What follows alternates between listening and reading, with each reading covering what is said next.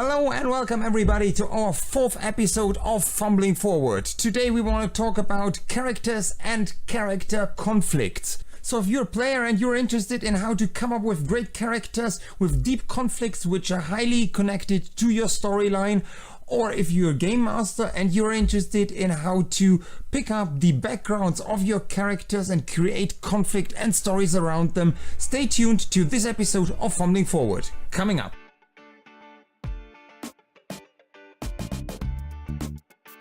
So welcome back, dear friends. My name is Maurizio, and as I said in the intro, today we want to talk about characters and character conflicts. It's one of my favorite topics, as I think many of you also like talking about characters and how to come up with great characters, because it's one of the things that keeps the story going and that makes role-playing and tabletop role-playing specifically such a great hobby of ours. So in this episode we're gonna talk about character needs, emotional needs of characters. We're gonna talk about the three main conflicts characters have and the three main aspects a good character should incorporate to really be interesting for any kind of storyline. So I don't know where you're from, but today is it's really hot in here, so please excuse me if I'm kind of sweating at the moment, so you won't probably smell it, so that's no problem for you, but yeah, for me it's like I'm burning in here. Whew. So my personal need is to have some kind of cool refreshment at the moment. But here, talking about needs, we can dive right into the topic of this episode. The first point we want to talk about are emotional needs of characters. So as you, other players and GMs are keenly aware, characters have a high potential for stories and conflicts because they're the main protagonists of your story and therefore the main drivers of story. However, in my opinion, the total potential of characters is rarely exploited in full.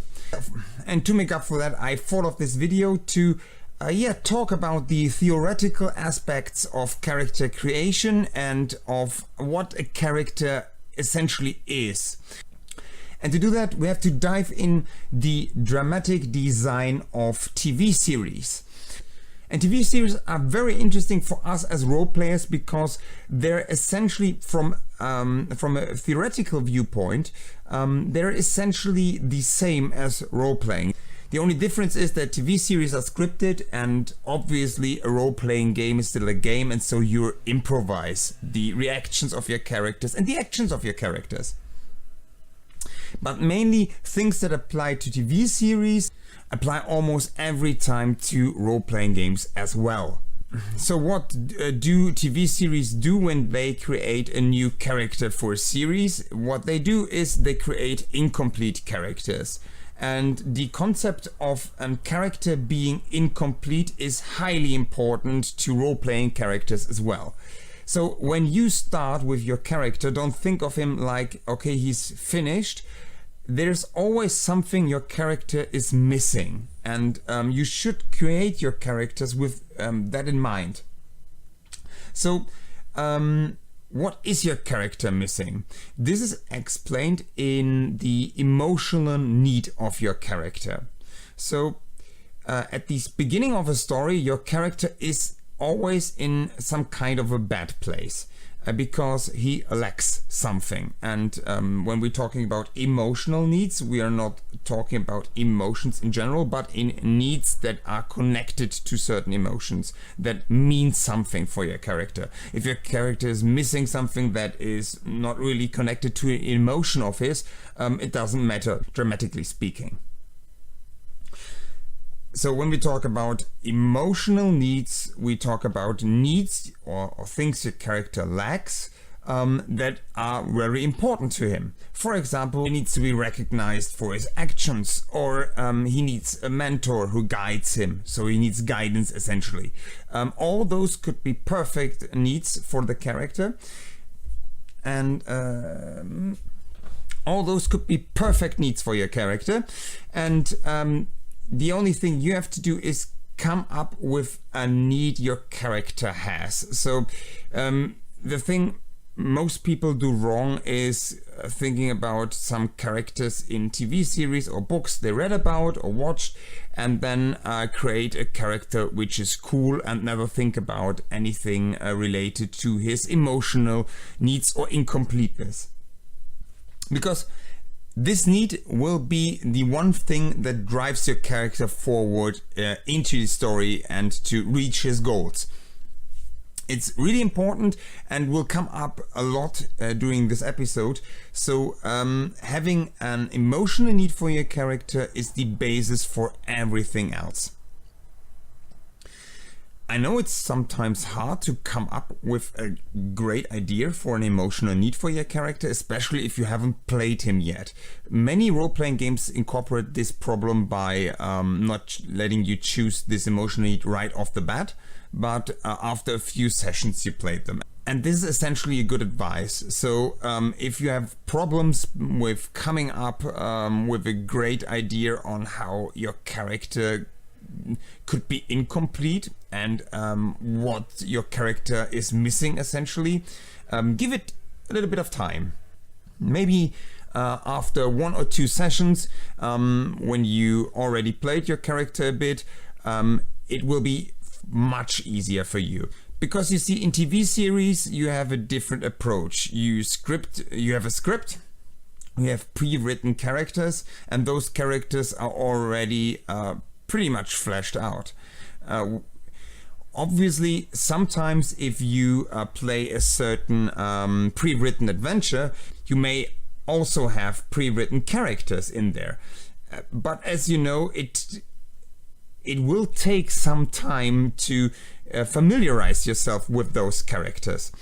And the same goes for characters you come up with yourself. So in almost every case, I know players want to create their own characters, and if they do, they have a very vague image of what that character will be.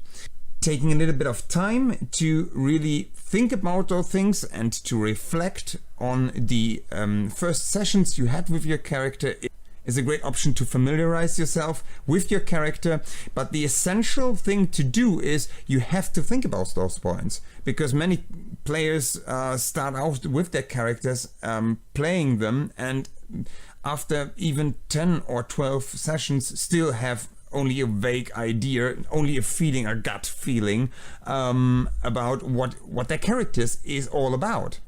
And while that is fine for most role-playing sessions, we are talking about optimizing your characters here. And to optimize a character, it is always better, in theory, to know something about him and to be able to summarize his very nature in a few sentences than just having a feeling in your gut about how to play your character. Also, if you maybe only play once a month or twice a month,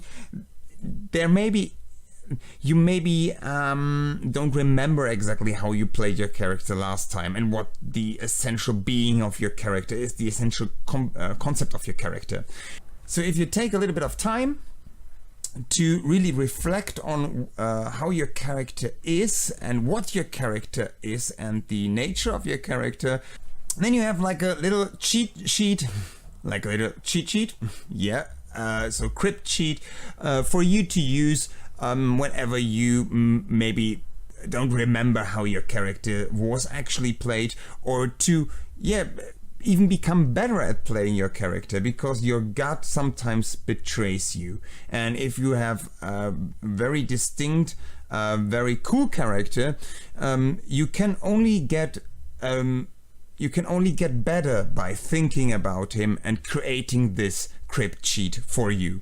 So that's what we're gonna do in this episode together. We're thinking about how such a crypt sheet could look like. And the first thing we could think about and note down on our crypt sheet for our character is, okay, what's his emotional need? The thing your character lacks that is connected to an emotion of the character, so it's really important for him. One side note at this point, your character does not really have to articulate what his emotional need is. Many characters actually can't articulate that correctly because it will become obvious in how they react to certain things in the game world, but normally characters don't reflect upon their own life in such a way that they will speak about those things. Maybe there are some scenes where your characters sit around a campfire talking about their lives and reflecting about the past adventures they had, and there this could be appropriate, but normally it's one rule that applies to authors of fiction normally is show don't tell. So if you're able to show with the action of your character what your character is missing or lacking, it's always better to do that than just letting him tell everybody, oh well, that's the thing I'm missing, guys. So obviously, yes, last time was it last time? I think it was in episode 2, we talked about the hero's journey. And yes, not every story is constructed like the hero's journey. But you can use the hero's journey as some kind of blueprint to simplify the way your character's change and your character's journey will work during the whole campaign. So the hero's journey normally starts with a character living in a place called the known world. Normally that's the place your character lived in for most of his life, or where his story starts. So the city where your character is currently living, the place where your character is currently living, or a place where a character is mostly familiar with. That could be a real geographical space, but it could also be an emotional space. Like people he's together with that he's familiar with, and mainly it could be anything that feels home. So maybe you remember the myth of Orpheus, and if you don't, because you slept in at school or whatever, I got you covered there. So Orpheus had a lot of adventures, and one of those adventures concerned his wife Eurydice. And Eurydice basically died and went, like in the Greek sense, into the underworld that was called Hades. So Orpheus thought to himself, well, I could save my wife from death, so I go down to the Hades and get her back into the world of the living. So well, that's basically what the hero's journey is. Orpheus is in the world of the living, everything is great, that's where every character starts, in a familiar place. Then he begins his journey into the unknown, so from the known into the unknown. And that's basically what every character in every role-playing game does. Normally you start off in a tavern, or you start out as a peasant in the field, or doing something you're familiar with. You know, like in those movies where the first scene where a character is introduced, he's doing his daytime job. For example, he's a bounty hunter and you see him catching some bad guys. Very efficiently, very good. There's no real challenge for him, just to show off that this is a really badass character who can quite easily catch evil guys, even if they're quite imposing. But now there's a new element introduced. There's a new bad evil guy, and your character has to get out of his comfort zone and enter the unknown. And sometimes heroes are quite reluctant to do that. And we all know getting out of your comfort zone isn't always as easy as I just said. So there's something called the Threshold Guardian. So the Threshold Guardian can be everything. It can be the mother of the character who tells him to stay at home and not go on an adventure. It can be, or it could be his mentor telling him he's not ready. It can be essentially everyone who tries to keep the character from traveling further into the unknown. So think about this as you have the great comfort zone land where everything is fine, and you got those, and you got the bridge bridging over a great river, and beyond that lies the land of unknown, and on that bridge there's a troll, and this troll tries to keep the character from moving forward into the unknown. That's normally what is called a threshold guardian. Well, the idea is that the threshold guardian should somehow keep the character inside the land where there's nothing happening actually. He will stay the same, he will never reach his goals, he will never reach his needs, he will never acquire what he's missing, and will never be complete. Normally, our character should accomplish somehow to overcome the Threshold Guardian and start his journey in the unknown, where he faces many challenges. For Orpheus, this was, for example, the Cerberus, the Hellhound of the Underworld. So this is normally where most of the story we're playing takes place.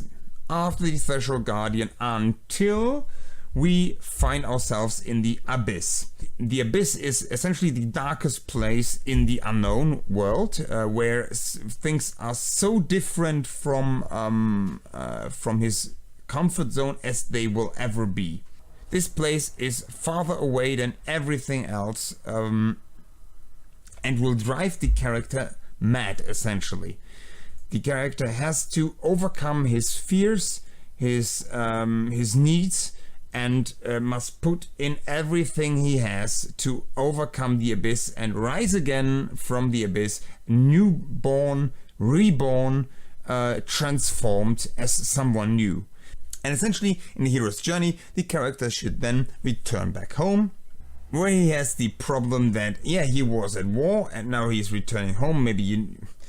Maybe you know people who went to foreign countries. For example, students do that all the time if they went abroad for some time, and when they return they're different people because they learned a lot, encountered a different culture, met different people, and they change during this time. So the main conflict when they return home is to find their place in their old society with their old friends and their new self, because as we know, there is a saying, friends will hold you back. Yeah, friends will hold you back if you want to change, because friends like you the way you are. And if you want to change, really, you have to, encounter new things, meet new friends, make new friends who don't know you yet, to reinvent yourself. And if you return back home, maybe you know it, if you return back to your mom and dad, to your parents, they will always act around you like they did when you were like 9 or 6 or 7. Because you're always the little kid, you know, and you stay that way. So the main challenge for a hero is to reincorporate his new self in his old familiar place when he returns back to the known. So that was basically the hero's journey, and we're gonna need that for the upcoming part of this episode. Because now we want to talk about the main 3 conflicts of our characters, and how we as players or game masters can think about characters as a source of conflict. And now we're going back to our cheat sheet, or to our crypt sheet, however you would like to call it, and we can take down 3 additional things we can think about in the first few sessions we're playing our characters, and add some notes to that. So the first conflict we are talking about is the global conflict, and the global conflict for a character is the problem a character has with the world. It's the setting conflict, if you would. So this is a very interesting conflict because every setting has its own main conflict normally. So for example, in Cthulhu, the main conflict are the Great Old Ones, like the alien beings coming down to Earth and threatening humanity as a whole. And in Shadowrun, the Great Old Ones are mainly the corporations, which are big and menacing, and the characters are working for. In Dungeons and Dragons, it could be the dragons and it could be the evil wizard, it could be the occult guild your characters are working against and trying to defeat. So basically that's the main conflict of the game. But to make your character interesting, the global conflict your character has shouldn't be the same as the main conflict of the game, because that's boring. Why is that? The idea is, if a game master wants to give your character or the player essentially a present by introducing a conflict that is meant to advance the story of his character, his or her character, obviously. You wouldn't want that all the other players at the table wouldn't recognize that. Maybe you wouldn't even recognize that if the main problem your character has with the world is essentially the same every character has with the world in this setting. So it should be something your character has a problem with that suits the setting, but is not something everybody essentially have a problem with, because it's the essential problem of the setting itself. So for example, in Cthulhu, since it plays in the 1930s, your character could have a problem with how women are treated during this time. Or he could have a problem with alcohol consummation, because the prohibition was active, and yeah, well, that could essentially be a problem for your character. In a more medieval setting, it could be a problem with religion. Maybe your character is part of a religion that is not supported by the main church of your country, and yeah, well, you're essentially a fugitive and heretic. So these are really great conflicts which show everybody at the table, well, this conflict is aimed at this character because that's his essential conflict with the belief system of the setting. The second conflict each and every character could have is the enemy conflict, the archenemy conflict. So we got the need of our character, and the archenemy of our character is essentially someone who opposes this need. For example, if our character is seeking guidance, like you're playing a game of Star Wars, and your character is a Padawan. Well, he's not essentially a Padawan, he's a Force user, but he's seeking, like a Jedi Master to guide him on how to use the Force in a correct way, so he doesn't become a Sith in the end. Your archenemy could essentially try to murder each and everyone who could teach you how to use the Force. So he would actively oppose your goal. You're seeking for guidance, and he would try to eliminate each and every options for guidance your character could have. This is just an example, obviously. So, whereas I stated last time, or was it in the second episode, I don't know, that you could distinguish between different seasons by coming up with an archenemy, the group encounters. This is different, because I was talking about an archenemy of the plot, not the archenemy of your character. The plot archenemy is normally someone who opposes the goals of the Hope group. Whereas the archenemy I'm talking about is the archenemy who opposes the goals of your character. So he's essentially the archenemy of one single character. Not every character has someone like that, and normally it takes some kind of communication between you as a player and your game master, or you as a game master offering that to some of your players. But essentially that's a great thing to really build upon the idea that your character has a need, and how to fill in those gaps by having a conflict with someone who really opposes this need. And this could also be a great example of, do the cause sanctifies the means? Because your archenemy is essentially, if you are yin, he is yang. And together you can transform into, he can be maybe he can be redeemed, or maybe you can be redeemed to see things his way. or he can see things your way. So at the end of a story, essentially only one of you will be right, or you will find that both of you were right, and create a third perspective, which would be fine as well. But having a character, a living, breathing person who opposes your goals is a very easy way to come up with great ideas on conflict and scenes where this character, this enemy appears and really forces you to action. Because, your archenemy essentially forces you really to do something to reach your goals. The last conflict each and every character can have is the inner conflict. It's not character versus setting or belief system. It's not character versus archenemy. It's character versus himself. So there is sometimes something in your character that is holding him back. And we will get really clear on that if we look at the game master side of these conflicts, on the 3 things you should incorporate in each and every story of your characters.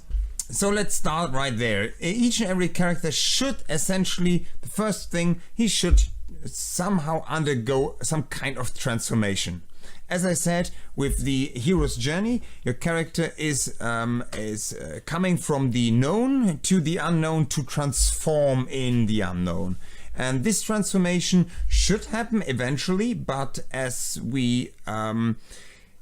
but you should think about how long do you plan your campaign to be. Because if your campaign should be like a year or more even, like most of mine are, this is a process that should take a lot of time, because if your character changes like during 3 or 5 evenings, there's not much left to tell. So this transformation should happen, but it should happen slowly. And normally this happens due to the inner conflict of your character and his need. The character is need driven. For example, maybe your character has the need to connect with others, but his inner conflict is that he feels like he has to protect everyone, and every conflict in this world is landing on his shoulders. He has to shoulder them himself, so he can't connect with anyone. And this feeling of to be the only one responsible for everyone else, for everybody else, is really holding him back to reach his goals. So in order to connect with somebody else, he really has to let others in, to let others help him. So his inner conflict was basically that he always tried to protect others, while sometimes he should learn to let others help him too. And that's something your character should realize over time by always bringing up some scenes where your character essentially could shoulder things himself, but it's quite hard to do so. But your character would do it no other way until your character reaches his darkest hour. So the first thing you should incorporate in each and every one of your storylines is your characters should change. So you as a GM should try to emphasize the change of characters, the transformation of characters. But as I said, do so with caution and do so over time. Unless obviously you're playing a one-shot. Then you should do it as fast as possible. So we were talking about the darkest hour, and the darkest hour is a very, very great concept for storytellers. But before we're talking about that, I would like to talk about the second thing you should add to each and every of your storylines, and that is your characters should have something to lose. And that is really, really important. As I said before, the need of your character is essentially an emotional need, and emotional need because it should matter to him. But when your character goes on a journey like Orpheus did, for Orpheus it was he could lose the love of his life, Eurydice. She's dead, and if he can't get her back from the evil Hades, well, he would lose her forever. So there is some stake at hand there, isn't there?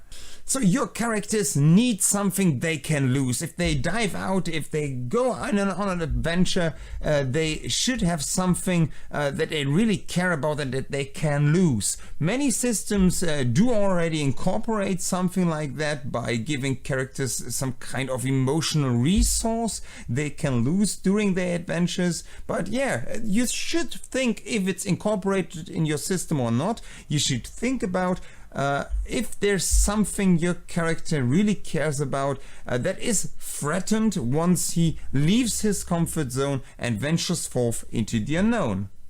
If there isn't, then you should maybe talk with your GM if all of the other players actually, maybe there's one of the other players, one other character your character is friend with, and yeah, his life essentially is what you really care about and it's the stake that is at hand. So if you talk about those stuff and reflect on that, you can really come up with great ideas of conflict for your character and give your game master quite an easier time coming up with ideas on how to really challenge you and your characters and how to really set the spotlight on your characters during your campaign.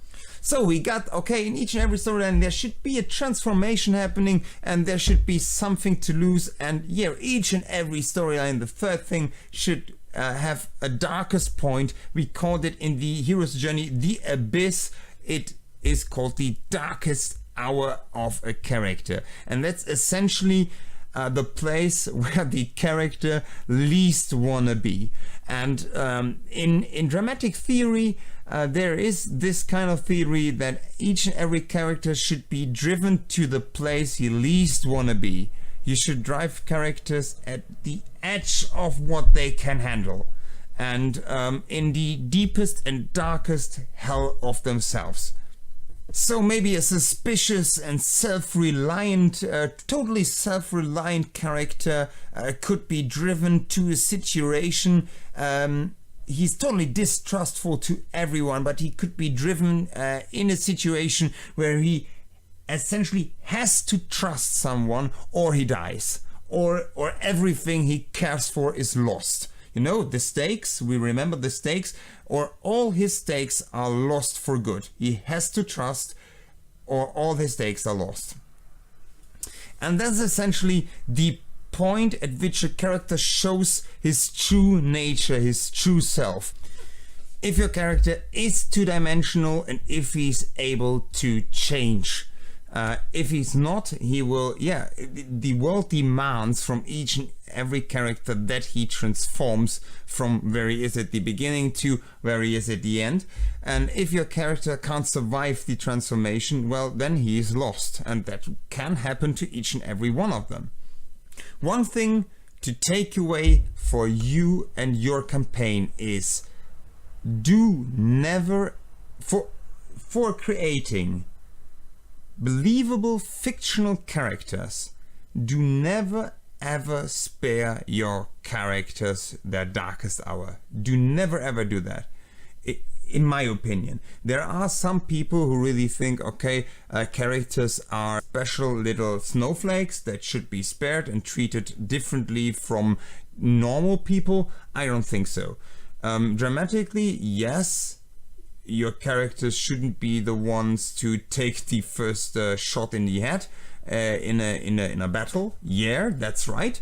But your characters shouldn't be spared, because there is a huge threat to the suspension of disbelief once your players feel the world treats them quite differently to everybody else, and your story is threatened as well at this point. So essentially, do your worst with your characters and show them no mercy in their darkest hours. That's the only way your characters can grow.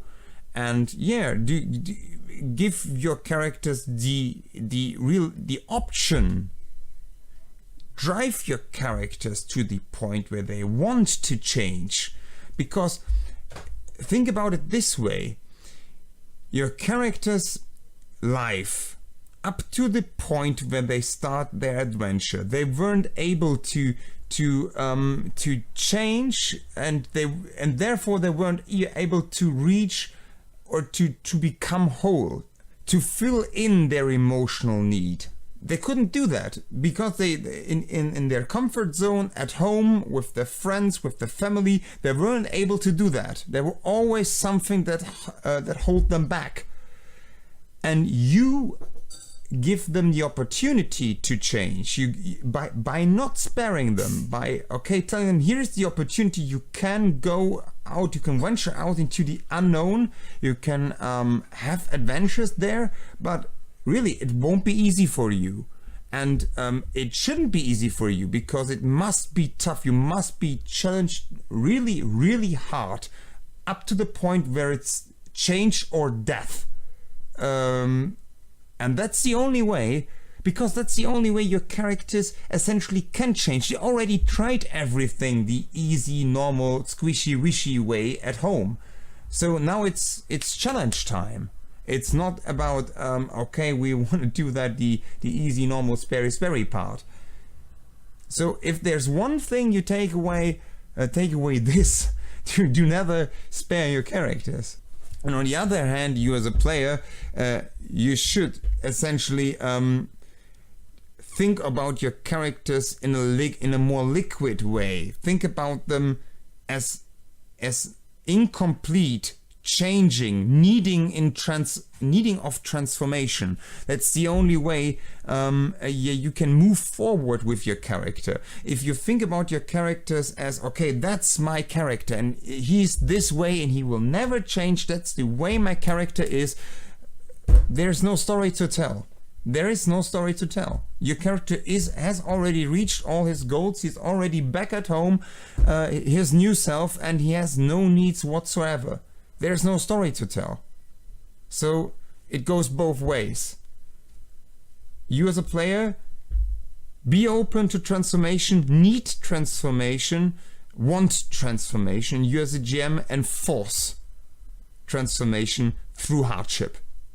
Okay, this was essentially episode 4. I hope you liked it, and if you liked it, please leave me a thumbs up or ring the bell down on my video to get a notification whenever I bring up a new video, or subscribe to my channel if you liked my approach and want to get even more juicy bits of role-playing and storytelling theory. I also plan to come up with some Let's Plays of CRPGs I really like and want to discuss in detail about how they approach storytelling in their game formats and what we can learn from them for our own role-playing games and our role-playing sessions.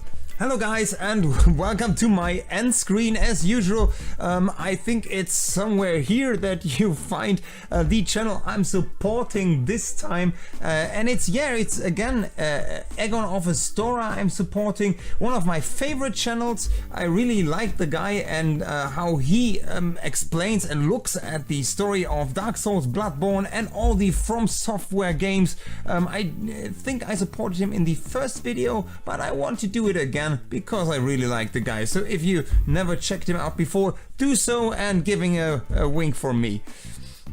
Down below you find some other video from me if you missed something and want to look up more about scenic role-playing. Please give me a like or a hit on one of those videos, and in this corner here you should find my round button for fumbling forward. So if you click that, you subscribe to my channel, and that would be really awesome and appreciated.